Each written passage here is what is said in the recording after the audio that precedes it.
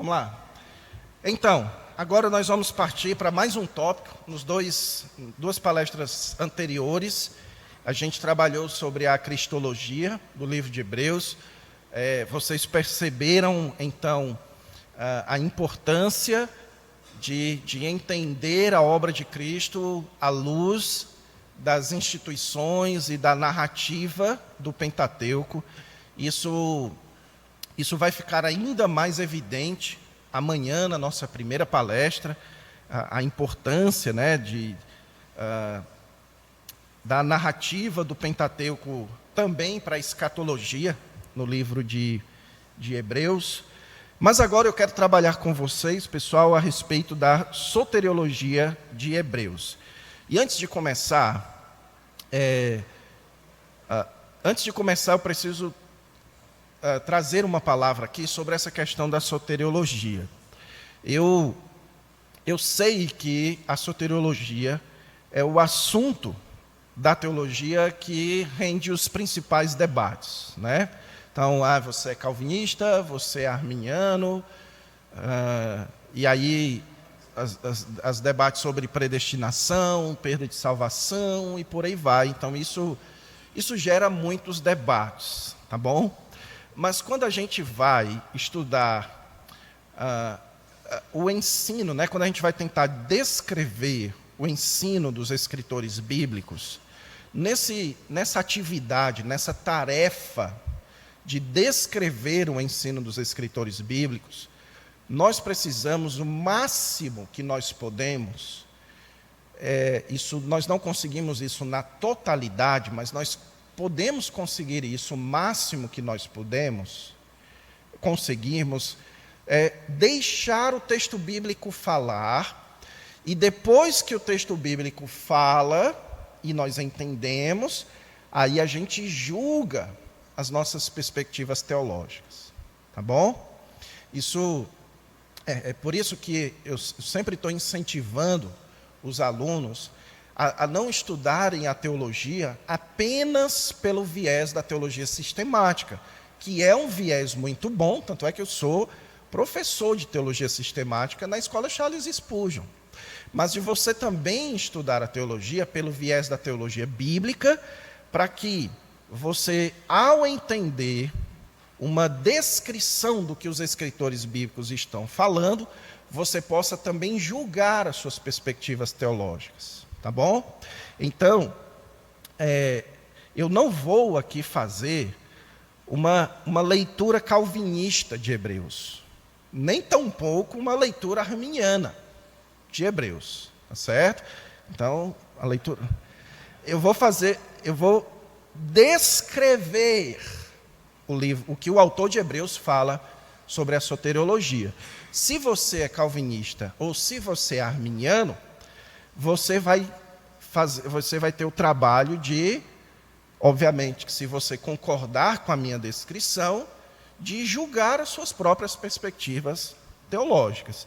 E eu já antecipo a você que a carta aos Hebreus, meus irmãos, ela é um desafio para todo mundo, tá bom? Então, a carta aos Hebreus é aquele livro que o arminiano ele lê e ele fica assim, rapaz, tem alguma coisa errada comigo. Aí o calvinista vai ler, aí ele, rapaz, espera aí, deixa eu voltar para Paulo que eu fico mais confortável, né? Então, é aquele negócio, o calvinista pega o texto de João, capítulo 5, capítulo 6, onde Jesus diz, ninguém as arrebata da minha mão, e o arminiano pega Hebreus 6, que fala das pessoas caindo. Ok? Então, aí fica esse jogo, né, aqui dentro do campo teológico. O meu desafio aqui com vocês é a gente tentar simplesmente descrever o que o autor de Hebreus está falando, e então a gente julgar as nossas próprias perspectivas teológicas, tá bom? Então vamos lá. O que o autor de Hebreus ensina sobre a salvação? Em primeiro lugar, pessoal, eu quero trabalhar com vocês a questão da natureza da salvação. O que o autor de Hebreus ele considera como salvação? Em primeiro lugar, o autor de Hebreus trata a salvação como uma bênção escatológica. Isso aqui é o básico, eu diria que é o fundamental que você precisa entender em Hebreus. Ok? Em Hebreus, a salvação é algo que se receberá. Nós receberemos a salvação. Em Hebreus 1, versículo 4, ele diz: não são todos eles espíritos ministradores, enviados para serviço a favor dos que hão de herdar a salvação? Então perceba que existe aqui o conceito de salvação como algo que se herdará. Lembram do dualismo? Dualismo presente e futuro? Então, nós estamos no deserto, nós receberemos o descanso. A salvação é algo que se recebe no futuro. Hebreus 9, versículo 15. Por isso mesmo ele é o mediador da nova aliança, a fim de que, intervindo a morte para a remissão das transgressões que havia sobre a primeira aliança, recebam a promessa da eterna herança aqueles que têm sido chamados. Então perceba, existe um chamado para se herdar uma bênção futura. Aqui, mais uma vez, o autor de Hebreus ele está trabalhando sob a lógica do Pentateuco, onde Deus chama o seu povo do Egito. Lembram do profeta Obadias? Do Egito chamei o meu filho. Ele aplica isso para Jesus, e essa é uma imagem. Aqueles que são chamados para herdar uma bênção futura. Então, a salvação, ela é uma vindicação de um chamado. Os salvos serão aqueles que vão herdar essa bênção futura, que o autor de Hebreus trabalha no capítulo 4, que essa bênção futura é o descanso, é uma eterna herança, é a concretização das promessas de Deus para o seu povo.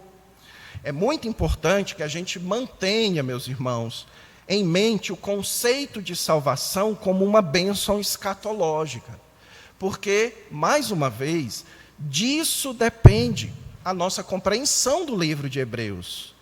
Isso nos previne de nós levarmos a soteriologia paulina para a nossa interpretação de Hebreus. Deixe-me dar uma palavra sobre isso. Quando eu falo aqui sobre a soteriologia de Paulo, a soteriologia de Hebreus, não achem, por favor, pelo amor de Deus, não achem que eu estou tendo aquele pensamento liberal de que Paulo ensina uma coisa e Hebreus ensina outra coisa que discorda de Paulo. Ok? É certo que Paulo ensina certos conceitos sobre a salvação que não são trabalhados pelo autor de Hebreus, mas que o trabalho do teólogo é pegar esse conceito de Paulo, esse conceito do autor de Hebreus e juntar, e montar uma teologia sistemática. Entendem? Então, no processo da interpretação do texto, você não pode pegar certos conceitos da soteriologia de Paulo e levar para o texto de Hebreus, porque isso vai fazer com que você erre na sua interpretação. Para o apóstolo Paulo, por exemplo, em Efésios 2, ser salvo é o mesmo que ser regenerado. Pela graça sois salvo, e ele vos deu vida. Então, ser salvo é ser regenerado. Por isso que na teologia paulina, você tem um conceito de segurança de salvação muito forte. Porque para Paulo, a salvação é uma coisa que você já tem. Você já foi justificado.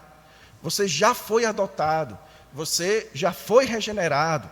Aos que de antemão conheceu, também os predestinou. O apóstolo Paulo tem esse conceito, que também é da teologia judaica, também é do Antigo Testamento, de uma salvação como sendo uma participação em Cristo. E aí, como você participa de Cristo, você já herda os benefícios dessa participação. Mas para o autor de Hebreus, a salvação ela é muito mais uma bênção escatológica. Ela é um resultado, não uma causa, como Paulo trabalha. Então, em Hebreus, vai ter um trabalho muito mais frequente de necessidade de avaliação. Se você possui aquilo que faz com que você chegue até lá. Percebe, então? O que acontece se você pega a teologia de Paulo e traz para Hebreus? Você vai para os textos lá de advertência, onde o autor de Hebreus vai falar, não desistam, não abandonem a fé, não façam isso, e você vai ficar assim, como assim? Se o crente não perde a salvação, como assim? Então você vai entrar naquela encruzilhada, por que o autor de Hebreus está falando isso? Então, seu primeiro passo é, na sua compreensão do livro de Hebreus, deixe a teologia de Paulo um pouquinho de lado. Uma vez que você pega o que Hebreus diz, aí você vai lá e junta com o que Paulo diz. Nós vamos fazer isso mais para frente, tá bom? Então, deixa eu prosseguir aqui no estudo. Então, vamos lá. Em primeiro lugar, salvação em Hebreus, uma bênção escatológica. Em segundo lugar, em Hebreus, a salvação é também um efeito da obra de Cristo. Hebreus capítulo 2, como escaparemos nós se negligenciarmos tão grande salvação, a qual, tendo sido anunciada inicialmente pelo Senhor, foi-nos depois confirmada pelos que a ouviram. Ou seja, existe um chamado para a salvação que é feito por Jesus e pelos seus primeiros discípulos. E isso não pode ser desprezado.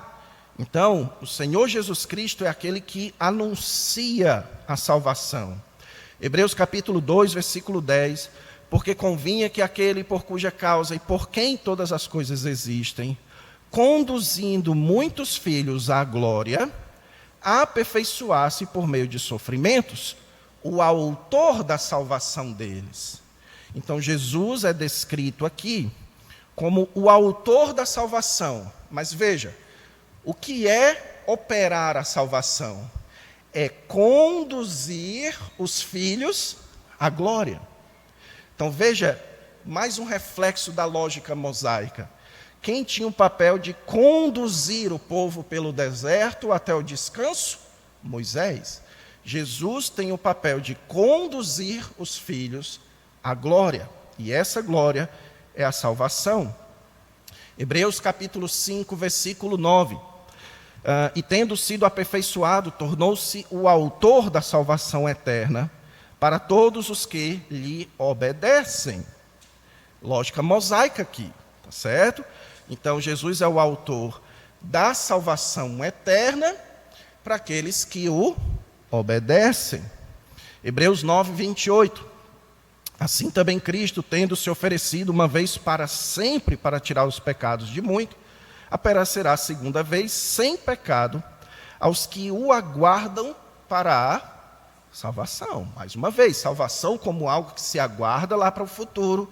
O Senhor Jesus Cristo nos conduz pelo caminho e nos espera no final. Então, como nós vimos na nossa terceira palestra, na palestra anterior, a obra de Cristo, meus irmãos, é uma espécie de emulação do Êxodo. Jesus é o libertador do povo de Deus, que nos conduz em uma nova aliança no deserto. Moisés os conduziu na antiga aliança no deserto. Jesus nos conduz em uma nova aliança. E ele, pela sua obra, garante o recebimento da salvação para aqueles que o obedecem até lá. Sendo que Jesus é aquele que inicia a nossa jornada, ele também é aquele que finaliza.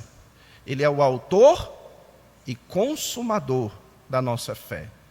Em terceiro lugar, no livro de Hebreus, a salvação, meus irmãos, ela é pela fé, ok? Ah, não. Isso daqui já mudou o tópico, né? Deixa eu ver aqui. Será que eu pulei um slide? Rapaz. É isso mesmo. Então, agora estou mudando o tópico, tá bom? Então, vocês que estão tendo que fazer um relatório e fazer quantas? 30. 30, o quê? Como é o nome? 30 ideias. Então, saiba que agora as ideias são sobre a obtenção da salvação. Então, a gente viu, portanto, que para o autor de Hebreus, a salvação é algo que se recebe no futuro como resultado da obra de Cristo em nossas vidas, ok? Agora, no livro de Hebreus, como é que se obtém a salvação? Como é que você é salvo lá no futuro? Como é que você chega lá? Para o autor de Hebreus, meus irmãos, a salvação também é pela fé. Ah, pastor, agora sim, agora o autor de Hebreus está aqui imitando Paulo, né? É e não é, tá certo? Por quê? Porque em Hebreus, meus irmãos, em Hebreus, a fé, ela é, a ênfase que o autor de Hebreus dá para a fé, ela é um pouco diferente, ela é levemente diferente da ênfase que o apóstolo Paulo dá. Na teologia paulina, crer em Cristo é uma confissão. Lembram de Romanos capítulo 10, versículo 9? Né? Então, se confessarmos a Jesus como Senhor e em seu coração creres que Deus o ressuscitou dentre os mortos. Aqui tem um paralelismo hebraico, onde ele compara confessar com crer. Por que o apóstolo Paulo faz isso? Porque o apóstolo Paulo está falando com gentios. E quando ele está falando com gentios, ele está falando na perspectiva de um judeu com pessoas que se identificavam com o paganismo. Então, o trabalho de Paulo é fazer com que aquelas pessoas se identifiquem com Jesus, se identifiquem com o Messias de Israel. Então, a fé na teologia de Paulo, ela é um fator identificador. É aquilo que identifica você como um cristão. Eu confesso a Jesus. Eu abracei a fé em Jesus. Eu me identifico como um seguidor de Jesus. Ok? Então, na teologia paulina, a fé tem esse papel. Professor, na teologia de Paulo, a fé tem só esse papel? Não. Ok? Paulo também trabalha outros conceitos, mas principalmente esse. Mas no livro de Hebreus, meus irmãos, a fé, ela é muito mais do que uma confissão. O autor de Hebreus chama de confissão também. Mas em Hebreus, a fé é um ato de confiança. Ter fé em Hebreus é você se fidelizar com alguma coisa que lhe foi prometido. É aquilo que nós chamamos de dou fé. Por exemplo, em Hebreus capítulo 4, versículo 2, porque também a nós foram anunciadas as boas novas, como se deu com eles. Mas a palavra que ouviram não lhes aproveitou, visto não ter sido acompanhada pela fé. Então, qual é o sentido de fé aqui? Uma palavra é dada para você. Você se compromete com isso, você se fideliza a isso, você confia nisso, então você creu, você tem fé. Hebreus capítulo 6, verso 12. Para que não vos torneis indolentes, mas imitadores daqueles que, pela fé e pela longanimidade, herdam as promessas. Então, note que a fé é sinônimo de longanimidade. Ok? É sinônimo de longanimidade. O que significa isso? A fé é um ato de fidelidade. a ponto de que você se mantém fiel àquilo. Então, por exemplo, você assina a Netflix. Sabe por que você todo mês está lá pagando a sua assinatura da Netflix? Porque você tem fé. Você tem fé no conteúdo que a Netflix apresenta para você. E você tem fé de que eles vão continuar apresentando bons conteúdos, mês após mês após mês. E por isso você continua. Então esse é o sentido de fé que o autor de Hebreus trabalha, como um ato de confiança que faz com que você continue, que você seja longânimo. É um ato de fidelidade. Hebreus capítulo 10, verso 39. Nós, porém, não somos dos que retrocedem para a perdição, somos, entretanto, da fé para a conservação da alma. Portanto, perceba que em Hebreus, a salvação é obtida pela fé, que é um ato de confiar na palavra de Deus e nas suas promessas, que torna você fiel, que fideliza você a Deus, a ponto de que você continua com Deus até o final. Por isso que a salvação é pela fé, porque é a fé que faz com que você continue até o final, que você chegue até lá para receber a sua salvação. Em Hebreus também, meus irmãos, a salvação também é obtida pela perseverança. Visto que o conceito de fé em Hebreus tem essa ênfase distinta do apóstolo Paulo, a manifestação da fé também é distinta. Para Paulo, meus irmãos, como é que alguém manifesta que tem fé em Cristo? Como é que alguém exibe? Eu creio em Cristo, então, como é que eu demonstro isso? Se lembram? Efésios, capítulo 2. Porque pela graça sois salvos, mediante a fé, e isso não vem de vós, é dom de Deus, não de obras, para que ninguém se glorie. Ok? Então a salvação é pela fé, e mediante a graça. Mas o texto prossegue dizendo que Deus preparou as obras para que nós andássemos nelas. E aí lá em Efésios 4 ele vai dizer para que você para você se despir do velho homem e se vestir do novo homem.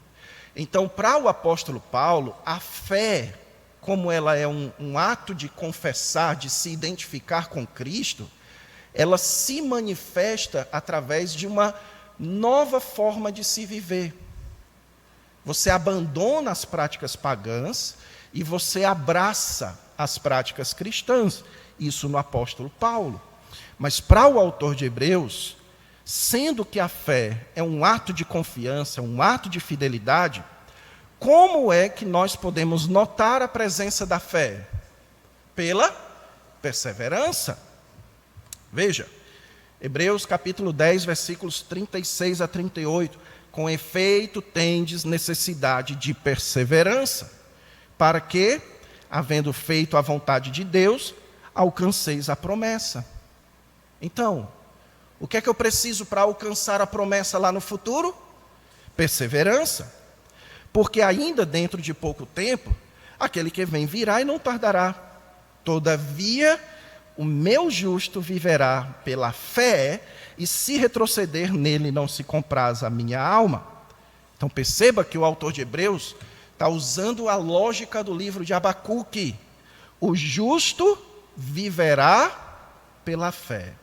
Então, o justo quer chegar até o final, ele precisa ter fé. Mas como é que essa fé se manifesta?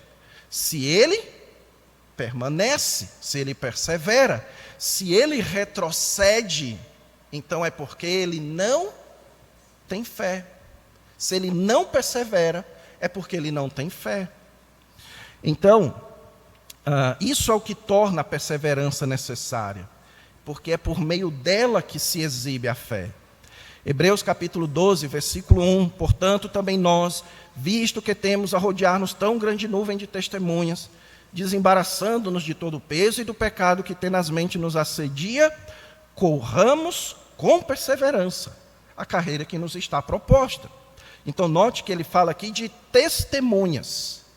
A galeria que ele cita, repetidamente diz, pela fé fulano, pela fé Abraão, pela fé Abel, pela fé Moisés, não é?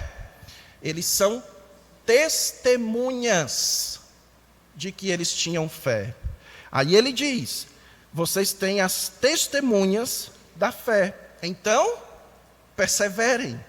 Ou seja, como é que eu testemunho que tenho fé? Perseverando. Essa, meus irmãos, é a grande exortação de Hebreus.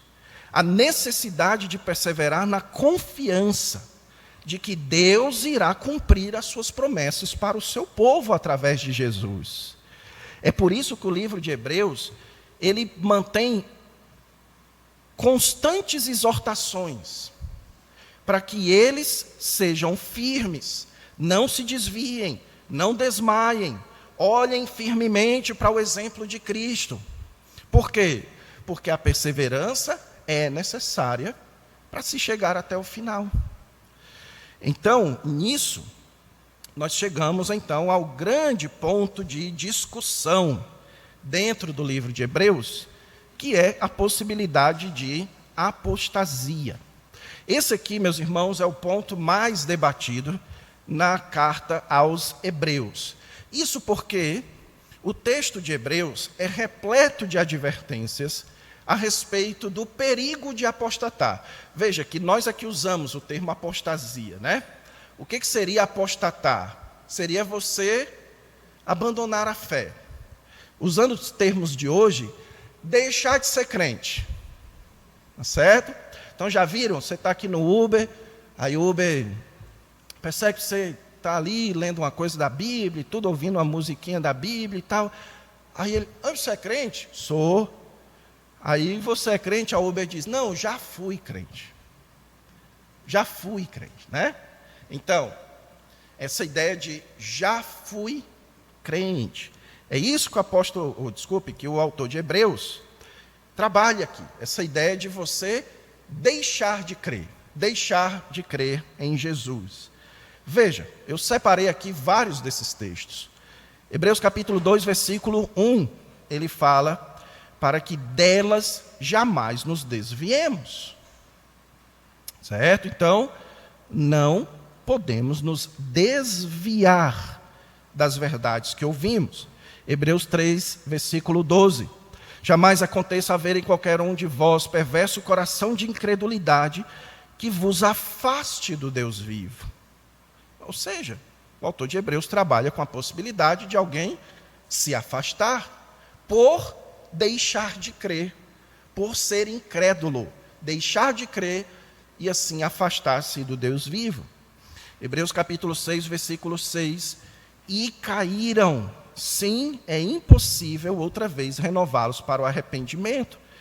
No capítulo 6, versículo 6, ele fala da possibilidade de cair, e assim não continuar no arrependimento.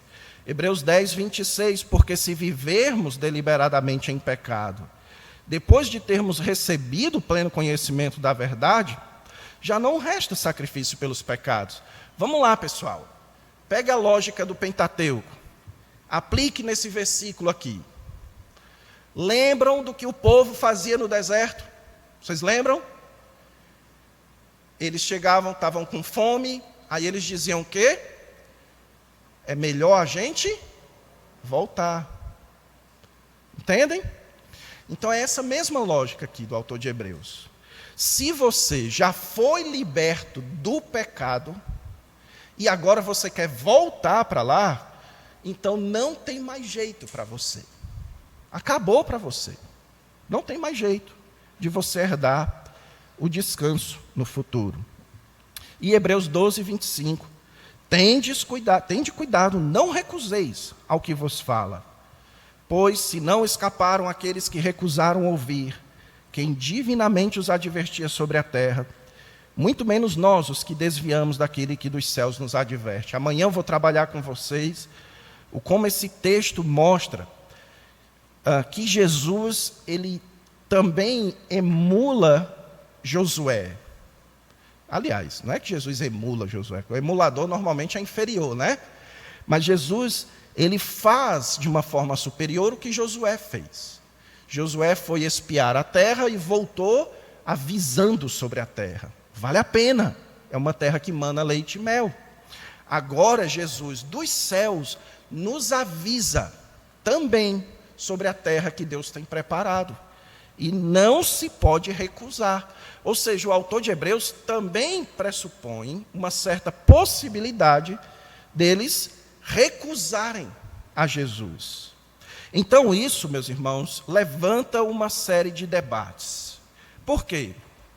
Porque nós temos diversos sistemas teológicos que não admitem a ideia de apostasia. Não admitem que você perca a sua salvação, ok? Então, na teologia calvinista, um dos pontos do calvinismo, que é o quinto ponto do calvinismo, é o ponto da perseverança dos santos. E se o cara quer ser ainda mais calvinista, ele não vai falar perseverança dos santos, ele vai falar o quê? Segurança dos santos. Porque perseverança pressupõe uma certa responsabilidade. Não é? Então, quando o calvinista lida com esses textos, ele precisa explicar isso daqui à luz do seu sistema. O arminiano, a mesma coisa. O arminiano, quando ele lida com esses textos, ele vai dizer, está vendo como eu estava certo? Está aí, você pode perder a salvação. Você pode perder a salvação, sim, está aqui o texto está dizendo. Mas espera aí, será que é isso mesmo que o autor de Hebreus está dizendo? Então você tem aqui o debate, então ele está implantado, e eu quero apresentar para vocês, pessoal, basicamente 3 perspectivas, tem uma terceira ali, 3 perspectivas que existem sobre essas passagens de advertência. Primeiro, existem aqueles que falam que essas passagens de advertência, eles são para crentes apenas exteriormente. Eles afirmam que as advertências são reais, mas elas servem para identificar aqueles que são crentes apenas exteriormente. Então, deixa eu explicar isso. Alguns afirmam que essas passagens aqui de advertência, elas falam sim da possibilidade de alguém se desviar da fé, abandonar a Jesus. Mas elas servem não para falar de perda de salvação. Elas servem para exibir aqueles que nunca foram crentes de verdade. Ok? A segunda posição é a posição do verdadeiro crente, que é a posição arminiana. Ela afirma que as advertências apresentam, sim, uma possibilidade real, que é de pessoas abandonarem a fé no meio da jornada. Então, vai ser muito comum que teólogos arminianos se utilizem desses textos de Hebreus para dizer que sim, você pode ser crente, um crente verdadeiro, salvo por Cristo, mas em um determinado momento da sua caminhada, por conta de um processo de desobediência. Então, nunca diga, meus irmãos, que o arminiano pensa, o arminiano popularzão, ele pensa assim, né, que hoje eu posso ser crente, amanhã eu posso não ser, depois da manhã eu posso ser. Não, na teologia arminiana mesmo, a perda da salvação é um processo de desobediência tal que leva a uma apostasia. Então, eles se utilizam desses textos aqui de Hebreus. E existe uma terceira visão, que é a chamada visão hipotética, que afirma que as advertências elas são direcionadas a crentes verdadeiros. Mas essas advertências, elas não ocorrem, a apostasia ela não ocorre na realidade. Elas são apenas uma situação hipotética para servir de alerta. Então, a ilustração que quem defende essa posição usa é a da placa de trânsito.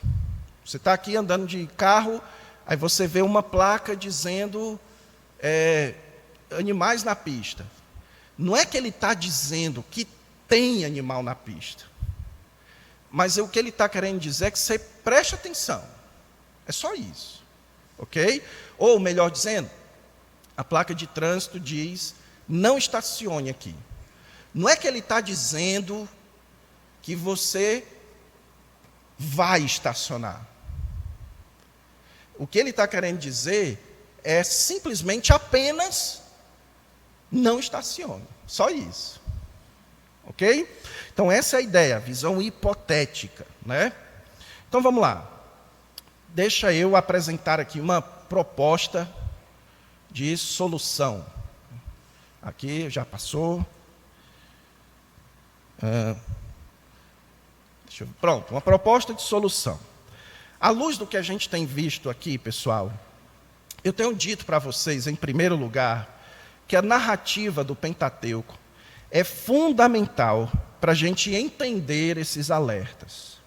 No capítulo 3, o autor de Hebreus, ele compara os seus leitores com a geração que saiu do Egito. Eu não coloquei o texto aqui, aliás, deixa eu ver se eu coloquei. Eu coloquei um gráfico aqui. Deixa eu mostrar para vocês. Para o autor de Hebreus, no capítulo 3, a geração para quem ele está escrevendo é comparada com a geração do Egito, que saiu do Egito. E ele diz lá no capítulo 3 o seguinte, que eles viram as obras de Deus por 40 anos. Então, aquela primeira geração que saiu do Egito, eles viram uma série de obras de Deus. Eles viram, por exemplo, a abertura do Mar Vermelho, que o apóstolo Paulo diz que é um tipo do batismo. É como se ali eles tivessem sido batizados. Então eles passam pelo Mar Vermelho. Eles encontram a Deus no Sinai. Deus, ele fala com eles. Eles ouvem a voz de Deus, mesmo que eles se amedrontem muito, mas Deus fala com eles através do monte. Então eles viram as obras de Deus por 40 anos. O texto também diz que eles saíram do Egito por meio de Moisés. Eles saíram do Egito, e aquele ato de redenção do Egito mostra que Deus estava libertando o seu povo. Eles eram membros do povo de Deus. Mas o capítulo 3 de Hebreus também fala que eles endureceram o coração, tiveram um perverso coração de incredulidade e foram desobedientes. Então veja aqui pelo gráfico. O povo estava no Egito, então o povo sai do Egito, eles experimentam as bênçãos da aliança que Deus faz com eles, mas eles desobedecem, eles se prostram diante do bezerro, eles começam a querer voltar. Quando Deus manda o maná para eles, chega um tempo que eles dizem, nós estamos cansados desse pão vil. Então eles vão demonstrando um perverso espírito de incredulidade. Qual foi o resultado disso? Eles caíram no deserto. Versículos 17 e 18 é dito o seguinte: e contra quem se indignou por 40 anos? Não foi contra os que pecaram, cujos cadáveres caíram no deserto? E contra quem jurou que não entrariam no seu descanso, senão contra os que foram desobedientes? Então veja, o termo que é utilizado aqui é o termo que eles caíram no deserto.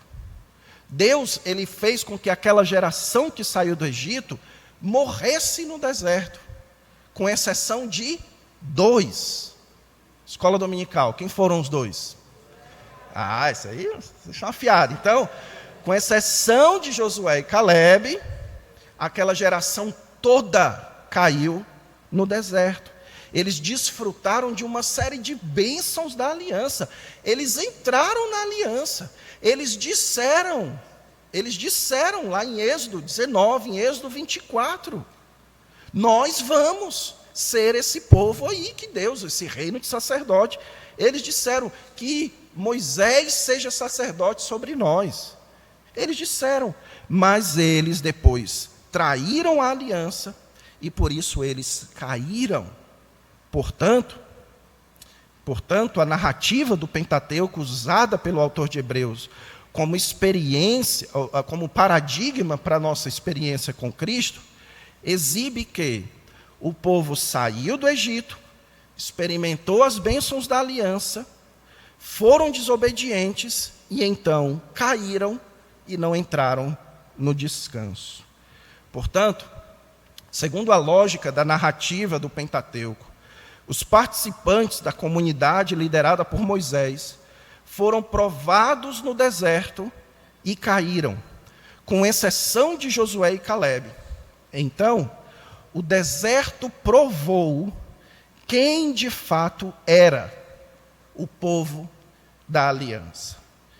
Veja, é isso que ele diz em Hebreus 3,14. Porque nos temos tornado participantes de Cristo, se de fato guardarmos firme até ao fim a confiança que desde o princípio tivemos. Então vamos lá, lógica mosaica, narrativa do Pentateuco. Quem é o povo que sai do Egito com Moisés? Quem de fato foram aqueles que creram na palavra de Moisés? Josué e Calebe. É isso que ele está dizendo agora. Nós somos participantes de Cristo, nós somos o povo de Cristo, se de fato guardarmos até o fim a confiança que tivemos no começo. Fé é perseverança. Não há participação em Cristo se não há uma fé que se expressa em perseverança. Então, com tudo isso em mente, é só a gente aplicar isso agora para as advertências. As advertências são dirigidas ao povo da comunidade, a comunidade para quem eles estão escrevendo. E o autor de Hebreus, ele não leva em conta, meus irmãos, essa questão, será que eles são crentes verdadeiros ou não são? Ele não leva em conta, isso não é a questão para ele. A questão é que existe o perigo real de pessoas daquela comunidade deixarem de crer em Jesus. E assim eles retrocederem a um judaísmo que não confessava a Jesus como o Messias, como seu sacerdote e por aí vai. Então havia esse perigo real. Então a gente pode dizer, à luz de Hebreus, usando os conceitos de Hebreus, eu posso dizer que o crente pode deixar de crer em Cristo? À luz de Hebreus, de certa forma, sim. Sim. Agora, qual era o pecado que eles cometeriam? Era o pecado da rejeição de Jesus. Rejeitar a Jesus. Para o autor de Hebreus, rejeitar a Jesus, meus irmãos, seria voltar para o Egito. Rejeitar a Jesus é rejeitar Moisés. Rejeitar Moisés é rejeitar a Deus. Por isso, para o autor de Hebreus, não há pecado mais grave para a nossa geração do que o pecado de rejeitar a Jesus. A exortação, então, é para que eles não cometessem esse pecado, o de abandonarem a confiança em Jesus para receberem as promessas feitas a Israel. Porque se eles fizessem isso, a consequência seria a queda. Eles cairiam e teriam uma rejeição decisiva da parte de Deus sobre eles. Vamos aplicar isso ao texto de Hebreus, capítulo 6. Eu queria estar aqui embaixo para eu mostrar aqui para vocês alguns detalhes do texto, mas eu vou tentar fazer daqui. Hebreus capítulo 6, meus irmãos, é o texto central dessa discussão. Não se preocupem, eu não vou aqui me delongar muito, porque o que eu já fiz é só aplicar para o texto de Hebreus.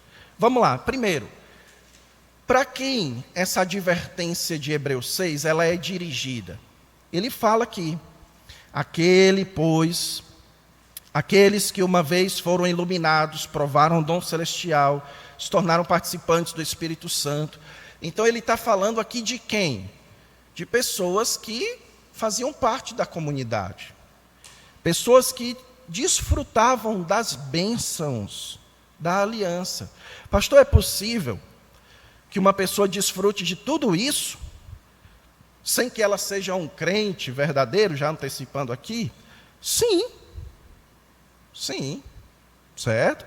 É possível você receber iluminação por parte da pregação da palavra de Deus? Claro que é. É possível que você prove de uma série de bênçãos espirituais no meio da igreja? É claro que é. É claro que é, certo? Então, a igreja, meus irmãos, é o que separa você de um mundo infernal. Então, pessoas que estão no meio da comunidade estão desfrutando de uma série de benefícios vindos da parte de Deus, provam da boa palavra de Deus, desfrutam de poderes do mundo vindouro. Mas o texto fala aqui do pecado que eles cometem. Qual é o pecado que eles cometem?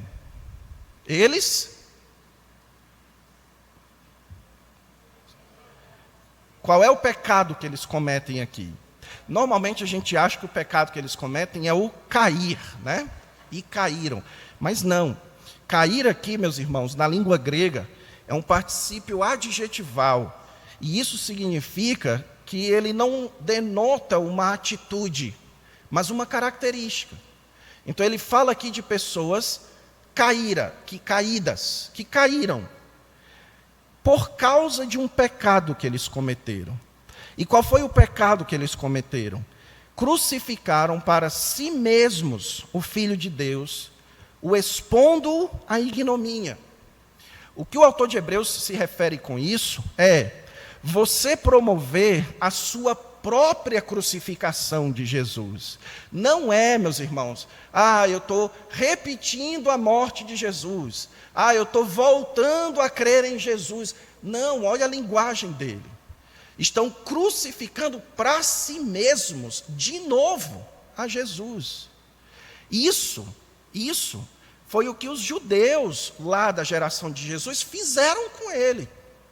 Crucificaram para eles. Crucifica-o. Nós queremos que ele morra. Então, quando o texto aqui diz crucificando para si mesmo o Filho de Deus, é como se eles estivessem condenando Jesus à vergonha, assim como os judeus da geração de Jesus fizeram. É isso que significa expondo à ignomínia. É como se você estivesse zombando do que Cristo fez, dizendo que o que Cristo fez para você é irrelevante. Você quer que Jesus morra, que Jesus passe vergonha, digamos assim. Então, o autor de Hebreus, em outro texto, no versículo 29 do capítulo 10, ele fala disso como profanar o sangue da aliança, ultrajar o Espírito Santo. Lembram da blasfêmia contra o Espírito Santo que Jesus fala? Lembram? O que Jesus fala sobre a blasfêmia do Espírito Santo? Que não existe perdão para isso.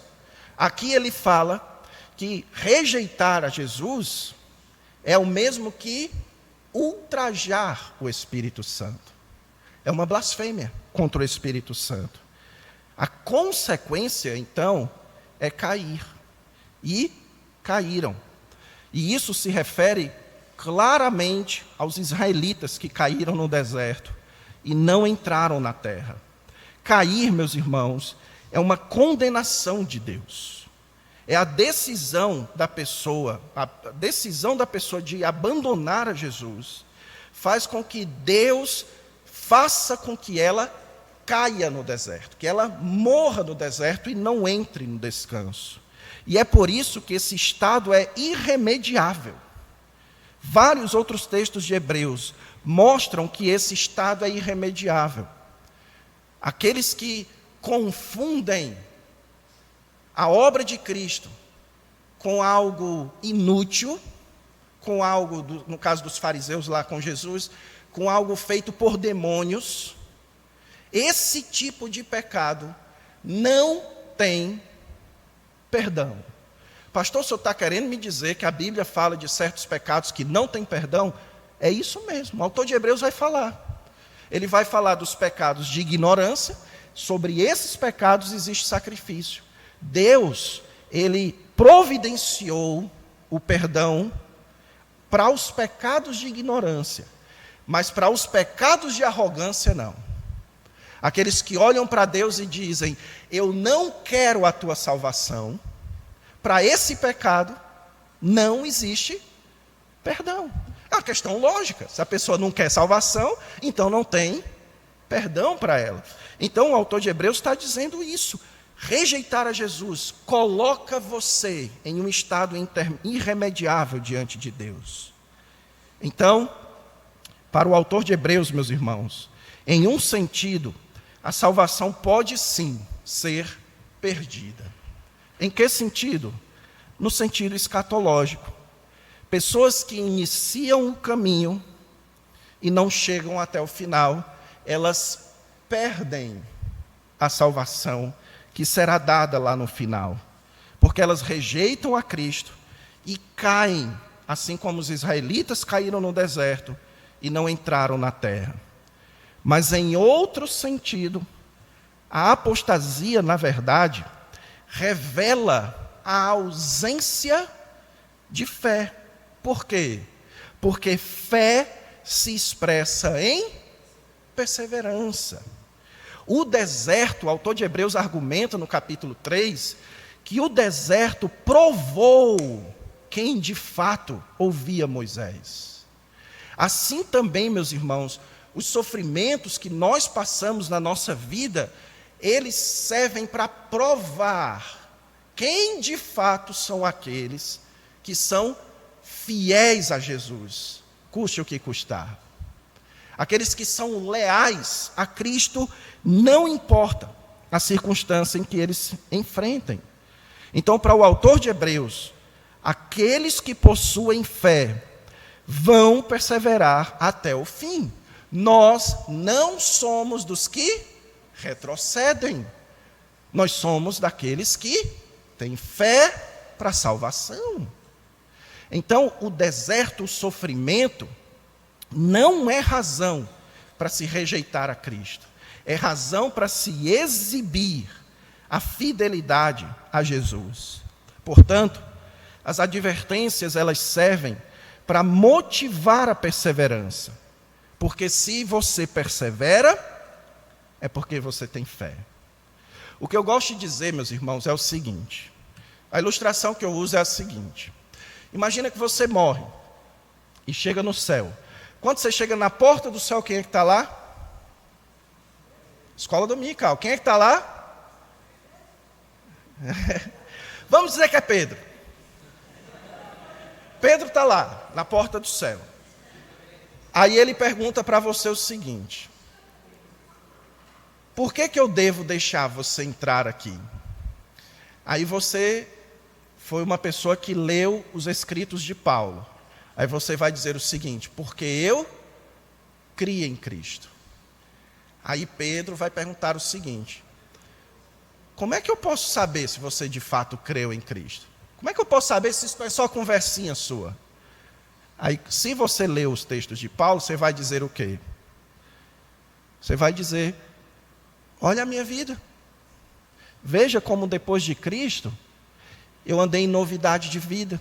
Eu parei de pensar como o mundo pensa. A minha mente foi transformada. Eu era um homem que ofendia a minha esposa, agora eu a amo.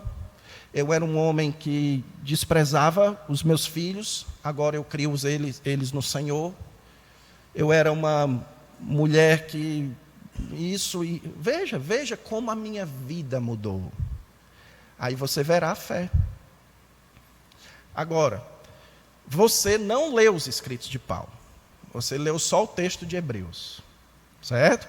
Aí Pedro pergunta, aí você chega lá e Pedro pergunta: por que eu devo deixar você entrar? E você vai dizer o seguinte: porque eu criei. Aí Pedro vai perguntar: mas como é que eu posso saber que você creu e que não é só conversa sua? que você creu de fato, aí você vai dizer o seguinte: olhe para os sofrimentos que eu passei e veja que em todos os sofrimentos eu continuei leal a Jesus Cristo. Pronto. Você demonstrou que de fato você tem fé, porque você perseverou até o final. Começou chorão. Me perdoe, meus irmãos, mas porque isso aqui é incrível. A palavra de Deus é impressionante. A riqueza que você encontra nos escritos de Paulo, nos escritos de Hebreus, e quanto isso muda, né, a nossa forma de enxergar a realidade. E conclusão, para concluir aqui, agora sim, aquela parte que vocês têm que anotar para as 30, não sei o quê. Vamos lá. Para Hebreus, a salvação é uma graça futura, herdada mediante a fé. Em segundo lugar, a fé se expressa em fidelidade. Por isso, nós medimos se temos fé pela nossa fidelidade a Cristo e ao seu povo. Eu vou falar sobre isso na nossa última palestra, o perigo do crente desviado.